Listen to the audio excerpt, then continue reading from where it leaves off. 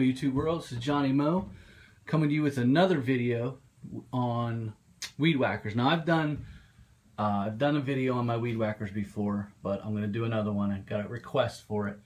You want me to talk about my trimmers and what do I think. For a heavy duty trimmer, I mean for stuff that you're going to take down bushes, I mean not bushes, but large ditches and high grass, I suggest the Echo SRM. I think it's a 266T. It's very powerful, and that's my favorite weed eater. The problem was when I was running employees, it was too heavy, and honestly it is a little too heavy. This is about 4 years old. It's been through the ringer. It's got some cracked parts on it, but it's just so strong.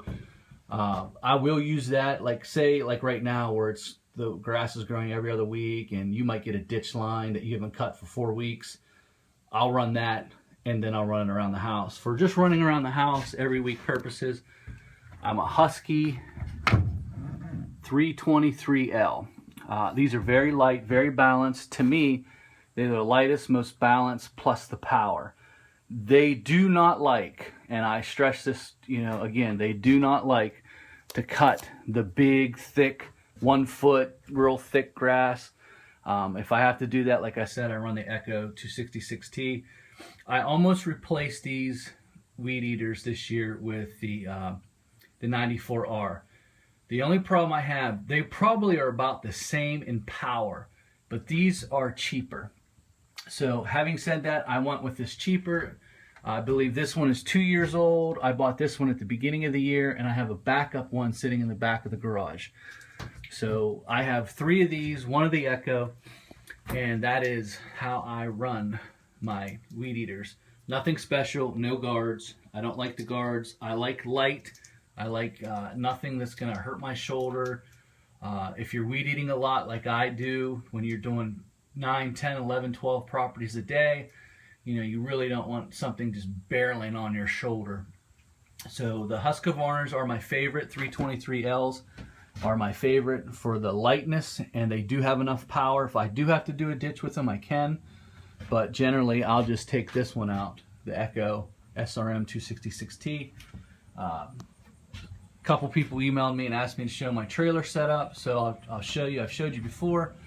I have my little trim saw up there. I have my pass articulating hedge trimmer attachment up here. I have a tire kit. I have my shrub roses for the roses. In here I keep all my bee killer. For when I get into a nest, I keep a can of fluid film in here, and I keep some oil in here too. So this little box is full of the little things. I do also have a tool set that sits down there, some sockets. So I got a socket set in here. I keep all my little hand tools, like my Okatashon 60s. I keep a pair of loppers. I keep right here is my extended pull pruners. I keep them in here. As you see, the weed whackers go right here. So when I come in the door, all I gotta do is reach around the door, grab the weed eater, and I also rotate these weed eaters every other turn, so that way they don't get hot. I do notice that if these get hot during the day, they don't like to run with the ethanol fuel. This is my 50-to-1 gas mix. Here's my locks that go on my trailer. I got extra gloves. I got my scissors to cut perennials. My backpacks go here. I take the 4 gallons of extra gas with me. Up here I have the Echoes, and I have the Stihl. I like the Stihl. I like how light they are. I like how they cut. We'll say this though, I don't think that those trimmers are $150 better than those trimmers. That one was about over $400. I think these were $299 with tax. So I don't think that those are $100 better than the Echoes. Just my opinion, but I'll continue to use them because they are very light.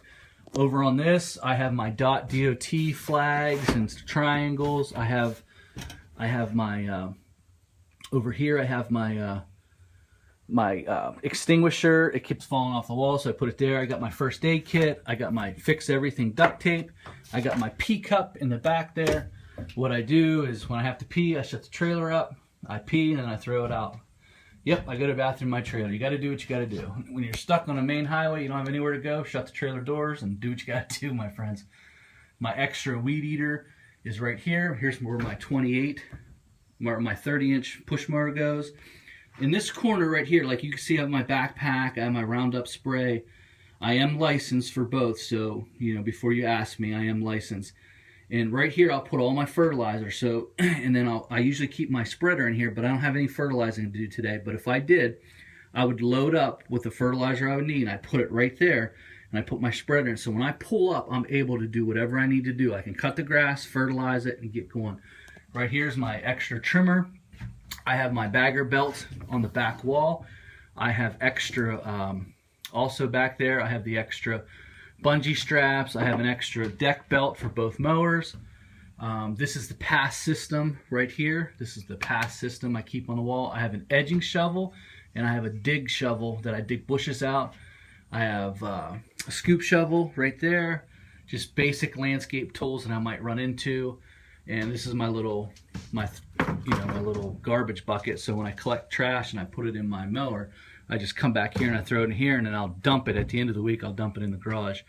That's just about everything. I'll keep the rakes to rake up stuff in the truck or on the side. When I put the boards on, I'll bungee the rakes to the side. I don't like to have the rakes in here. I don't like this being cluttered. I like to be able to come in, get what I need, and get going. I usually every day in the morning, I'll clean out what does not need to be here.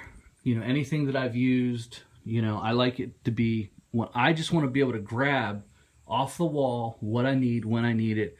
I like to have a lot of room so I can walk around. I can put both Z's in here. It does get a little bit tighter being a 16-foot trailer, but I can put both Z's in here. In the fall, I'll put the Little Wonder. I'll put the Little Wonder right up underneath there. It'll be strapped in, just like that, strapped in. And that's it, guys. That's the trailer tour. That's what I'm working with. You guys have a good one.